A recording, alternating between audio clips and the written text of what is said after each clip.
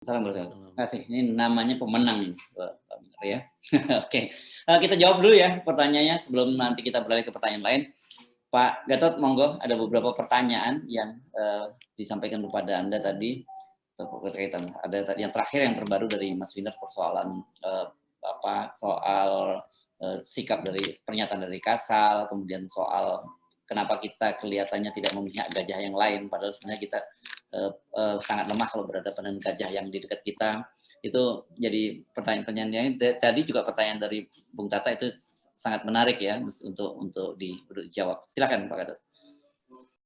Baik, terima kasih Bu Winner tadi, bahwa apa yang disampaikan Kasal itu adalah bukan untuk politik, tapi itu adalah naluri, respect, karena jiwanya, sehingga tidak direncanakan beliau menyampaikan seperti itu. Karena bagi Angkatan Laut, bukan hanya ada Angkatan Laut, Angkatan Udara maupun Angkatan Darat, khususnya tentara Indonesia itu dikenal dengan nekatnya di dunia, dengan keberaniannya di dunia, apabila sedang latihan bersama-sama. Jadi yang dikatakan oleh Kasal itu bukannya dikatakan, dan itu akan dilaksanakan. Saya yakin, aku yakin 1000% akan dilaksanakan. Apapun yang dihadapi tidak akan mundur. Karena memang kalau dikatakan tadi semuanya kita harus kita mundur, sama aja PR ini negara Indonesia nih. Gitu. Jadi apapun yang terjadi, saya yakin Angkatan Laut kita akan tetap menjaga apapun korbannya. Nah, ini yang harus diketahui oleh pemerintah dan seluruh rakyat Indonesia. Sehingga jangan biarkan Angkatan Laut dan Angkatan Udara kita ini dan Angkatan Darat kita ini alutsistanya tidak segera dilengkapi. Sebenarnya sudah sejak lama kan permasalahan Laut Cina Selatan ini. Saya sudah lama berbicara, tapi ada yang mengatakan bahwa 30 tahun lagi nggak akan ada perang. Jadi saya katakan bahwa Kasal berbicara ini karena naluri. Dan harus berbicara seperti ini agar semua anak buahnya pun satu kata dengan Kepala Staf Angkatan Lautnya. Tidak ada mundur. Dan saya yakin pelaut juga nggak akan mundur. Kapal itu memang didesain supaya tidak bisa mundur sebenarnya. Nah, kemudian perang. Kalau terlihat indikasi-indikasi memang iya. Tetapi ingat, negara mana saja sekarang yang punya nuklir? Kalau negara yang pemegang nuklir ini semuanya bermusuhan kemudian perang, apakah dunia ini nggak habis? Dan yang saya sampaikan, bahwa sekarang itu perang proksi. Kalau perlu tidak mengeluarkan satu butir peluru pun, tapi bisa menguasai negara lain. Tapi kalau perang dunia, saya berpikiran bahwa tidak seperti tahun-tahun sebelumnya. Sudah dikasih contoh Hiroshima Nagasaki aja seperti itu. Apalagi sekarang, beribu kali lebih dahsyatnya dari Nagasaki Hiroshima. Kalau Amerika meluncurkan, Cina meluncurkan, Iran meluncurkan, kemudian Korea Utara meluncurkan, Pakistan meluncurkan, India meluncurkan, apa yang terjadi? Habis dunia ini, kena radiasi semuanya. Mungkin jawabannya belum bermuasan, tapi menurut analisa saya seperti itu. Walaupun masing-masing tadi negara akan menyiapkan kekuatan, karena semakin kita memiliki kekuatan, maka kita punya return effect yang luar biasa. Nah, kemudian posisi Indonesia, sebenarnya founding father dan mother kita itu sudah menetapkan bahwa kita adalah non-blok. Kalau bisa itu berjuta-juta teman, zero enemy, nggak ada musuh. Kalau kita bisa melakukan ini, maka posisi kita menjadi posisi penentu. Kita bisa mengambil keuntungan dari kondisi ini. Gitu. Tetapi kondisinya kan terbalik. Kita sudah mengeblok seolah-olah. Minimal dalam hal perdagangan. Nah, inilah yang membuat sulit kondisi sekarang. Sekaligus ini menjawab tentang Densus 88. Posisinya kan pada saat itu kan berbeda dengan posisi sekarang. Ya kita lihat saja yang terjadi bagaimana kan. Kalau dulu memang yang saya katakan tadi tentang teori hegemoni. aturan-aturan di dunia itu termasuk terorisme, korupsi, kemudian keterbukaan.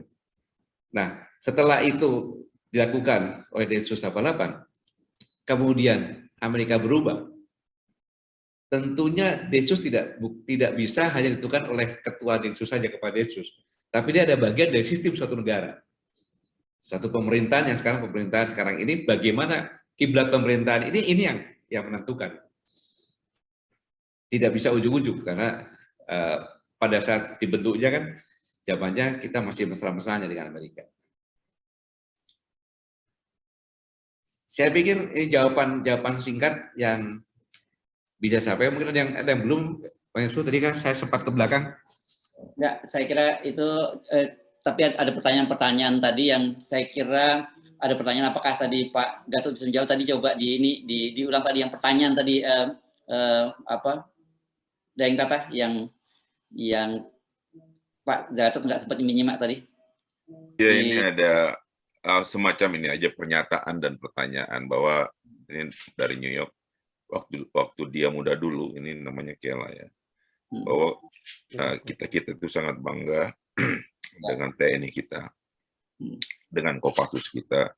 Sekarang kok jadi malah seperti ini gitu loh. Artinya tidak ada lagi, sepertinya tidak lagi kebanggaan dari kita untuk TNI kita gitu loh. Kemudian ada juga pertanyaannya, apakah memang betul bahwa kapal selam apa tadi itu? Nanggala itu memang ditorpedo oleh Cina, karena tadi kan memang Pak Gatot bilang ada titik-titik di mana selat itu. Kebetulan kejadiannya di selat di daerah dekat Lombok. Ini selat Bali ya. Ya. Itu yang tadi mungkin terlewatkan oleh Pak Gatot. Terima kasih Pak Tata. Jadi tadi masalah kapal selam, kan sekarang sedang diadakan penelitian secara mendalam, tetapi memang kapal selam ini kapal selam yang sudah tidak layak lagi untuk menyelam dalam karena sudah terlalu tua, ya, sudah terlalu tua. Tapi biarlah tim yang mengadakan investigasi yang akan menjawab. Saya tidak bisa menjawab kali ini karena masih dalam penelitian oleh tim investigasi. Kemudian masalah Kopassus kita, sampai dengan saat ini Kopassus kita masih menjadi tentara yang disegani. Hanya memang sejak zaman saya sampaikan kepada Kopassus tidak boleh lagi melakukan demonstrasi dengan memperlihatkan kelebihan-kelebihannya. Tetapi justru kelebihan-kelebihannya ini disembunyikan agar siapapun tidak mengetahui yang dimiliki oleh kelebihan-kelebihan kita, karena Kopassus ini diperlukan suatu operasi yang strategis tingkatnya, yang sulit, kemudian diperlukan kecepatan, ketepatan, dan kesenyapan. Jadi ibaratnya seperti setan itu.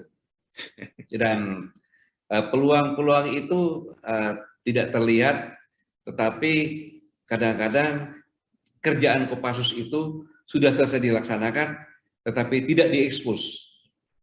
Dan semakin tidak diekspos itu semakin baik. Semakin orang tidak tahu siapa melakukan, itu yang semakin baik. Begitu. Jadi Kopassus, saya selalu mengikuti perkembangannya dan selalu mereka siap siaga untuk menghadapi tugas-tugas yang sangat strategis, bahkan tugas di belakang musuh. Jadi bukan menghadapi musuh di depan, dari belakang pun mereka sudah siap, dan selalu mereka mengamati perkembangan-perkembangan yang ada di nasional ini maupun di internasional, dan mereka menyiapkan hal-hal yang kemungkinan akan dihadapi atau tugas yang akan diberikan kepada Kopassus. Itu sekarang yang dilakukan. Jadi mereka sekarang selalu latihan-latihan dan tetap latihan untuk menghadapi segala kemungkinan. Begitu kan, Bapak? Terima kasih Pak Gatot. Ya. Pak Gatot.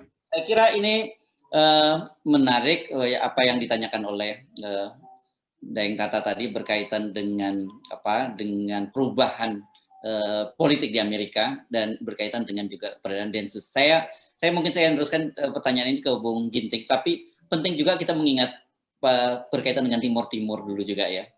Di Indonesia itu kan masuk Timur pada era Perang Dingin juga. Kalau nggak salah pada 6 Desember 75 itu kan Presiden Gerald Ford dan Menteri Henry Kissinger bertemu dengan Pak Harto. Dan setelah itu sehari kemudian Indonesia masuk ke Timur Timur. Tapi kita tahu juga bahwa kemudian ketika situasinya berubah, perang dingin juga sudah berubah, dan Indonesia itu justru mendapat tekanan dari Amerika berkaitan dengan dengan posisi Indonesia di Timur Timur. Saya kira ini perlu, kan bisa saja itu terjadi kembali kan, dan kita mesti belajar dari sejarah soal itu. Ya, nanti Pak Gatot silakan menambahkan, tapi sekarang ke Bung Ginting dulu ya. Silakan Bung Ginting. Baik Bung Hersu, tadi ada juga yang menanyakan kepada saya soal anggaran pertahanan ke depan. Nah, kebetulan pada RAPBN tahun 2022 itu Kementerian Pertahanan itu anggarannya naik sekitar 13,3% bila dibandingkan dengan tahun 2021 yang besarannya 118,2 triliun. Nah, maka kemudian pada tahun 2022 mendatang itu naik ya, jadi anggaran mencapai 133,9 triliun, jadi naik sekitar 13,28%. Nah, kalau tadi kita bicara masalah potensi ancaman, maka kita tidak bisa melepaskan diri dari ancaman nyata. Ancaman nyata kita ada pada wilayah di Papua. Jadi ini tidak bisa kita lepaskan begitu saja. Nah, saya mesti menjelaskan bahwa masih ada tumpang tindih atau overlapping dalam penanganan kasus yang betul-betul menjadi ancaman nyata di Papua. Misalnya, kita tidak pernah membuat kesepakatan organisasi Papua Merdeka ini sebagai apa, misalnya.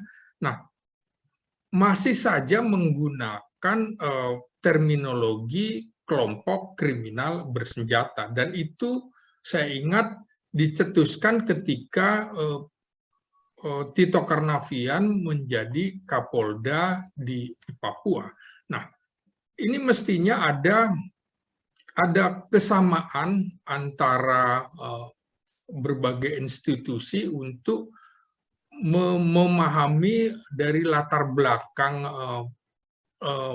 belakang kasus ini, baru kemudian kita berbicara kebijakannya sehingga tidak tumpang tindih. Jadi bagi saya ini jelas-jelas kita menghadapi separatis bersenjata, bukan semata-mata kelompok kriminal bersenjata. Hal ini penting untuk mewujudkan stabilitas nasional dalam menjaga keutuhan wilayah. Kita tahu bahwa sesungguhnya organisasi Papua Merdeka adalah boneka yang diciptakan oleh Belanda, buntut dari tidak selesainya perundingan konferensi meja bundar di tahun 49. Jadi ini yang kemudian terus-menerus diciptakan. Memang ini boneka yang diciptakan oleh Belanda dengan membentuk membentuk lagu kebangsaan, kemudian simbol, bendera, juga kemudian perlambang-perlambang lain yang wujudnya adalah sebagai sebuah negara. Jadi ini memang bom waktu yang dibentuk oleh Belanda pasca konferensi meja bundar. Jadi ini yang harus kita garis bawahi, bahwa penanggulangan gerakan separatis bersenjata ini kesimpulannya sampai tahun 2021 adalah belum berhasil. Pemerintah harus mengakui bahwa kita belum berhasil menangani gerakan separatis ini. Nah, belum ada konsep khusus tentang penanggulangan separatis bersenjata di Papua yang mengatur keterlibatan TNI, Polri, kementerian dan lembaga, serta pemerintah daerah Provinsi Papua dan Papua Barat secara sinergi. Karena itu perlu konsepsi penanggulangan separatis bersenjata ini untuk mewujudkan stabilitas di Indonesia, khususnya di Papua. Nah, konsepsi ini harus juga berlandaskan pemikiran secara historis, kemudian filosofisnya, kemudian juga konsepsi bahwa Papua itu harus dalam bingkai keutuhan wilayah negara Republik Indonesia.